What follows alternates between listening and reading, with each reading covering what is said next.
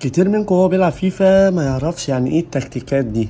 اول حاجه هنلاقيها هنا في التكتيكات، هنا الاسلوب الدفاعي اللي هو الدفاع. والدفاع هنا اعرف ان انت مش معاك الكوره في رجل الخصم. هتعمل ايه؟ اول حاجه هتلاقيها الضغط بعد فقدان الاستحواذ. لو انت عملت على الاعدادات دي هتلاقي ان فريقك اول ما بيفقد الكوره بيضغط على طول بعد ما فقد الاستحواذ لحد ما يجيب الكوره. لو الكوره الفريق التاني خدها ما عرفش يقطعها منه والكوره خرجت اوت، فريقك هيقابل من نص ملعبه، هيقابل من البوزيشن بتاعه، مش هيضغط. ليه؟ لان دي لعبه جديده. لكن لو الكوره في الملعب وانت فقدت الاستحواذ، فريقك هيفضل يضغط لحد ما يجيب الكوره وهكذا. تمام.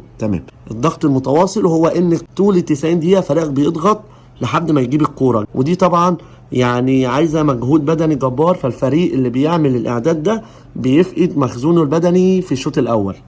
لو اخترنا العوده للخلف، انت اول ما بتفقد الكوره في الملعب الخصم اللي هو ده، فريقك اللي هو لابس ابيض ده بيرجع لنص ملعبه، يقف بوزيشن الوقفه بتاعته لحد ما فريقه هو اللي يجي لك، يعني بتركن الاتوبيس من الاخر. اما بقى الضغط بعد لمسه قويه هو انك انت فقدت الكوره، تمام، ما بتضغطش على الفريق، بتسيبه يحضر لحد ما الفريق التاني وهو بيحضر يعمل كرة عالية، كرة طويلة، هتلاقي نفسك انت بتضغط عليه مباشرة. لكن التمريرات القصيرة مش هتضغط عليه. عمل باص هنا عادي، ما ضغطش. بص ده بقى عمل لمسة قوية، ايه اللي حصل؟ الفريق كله ضغط. الحاجة التانية وانت بتلعب فيفا برضو ممكن ما تبقاش فاهمها، اللي هي في التكتيكات الانتشار والعمق. يعني ايه انتشار؟ هنا اللي هي اللعيبه وانتشارها في الملعب وقفتها في الملعب، هل هم فاتحين الملعب ولا قافلين؟ مثلا لو احنا اهو قللنا الانتشار هتلاقي ايه؟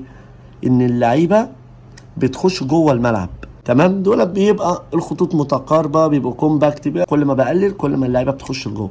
طب لما بتكتر اهو بتفتح بقى الملعب، بتخلي يعني الخطوط متباعده، اللاعب وما بين اللاعب بيبقى في مساحة كبيرة. بص انت كده فتحت الملعب، وبتحصل مشكلة في العمق هنا. يعني دي برضو انت المدرب ودي بتاعتك، اختار العمق اهو، تمام.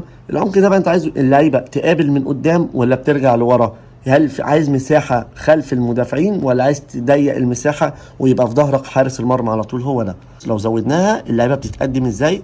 يبقى ده اسمه دفاع متقدم. طب لو رجعناها هنلاقي دفاع متأخر. لعيبة عندك بتقابل من نص الملعب.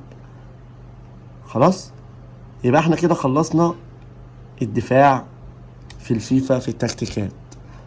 كده فهمنا الانتشار والعمق ايه فايدته.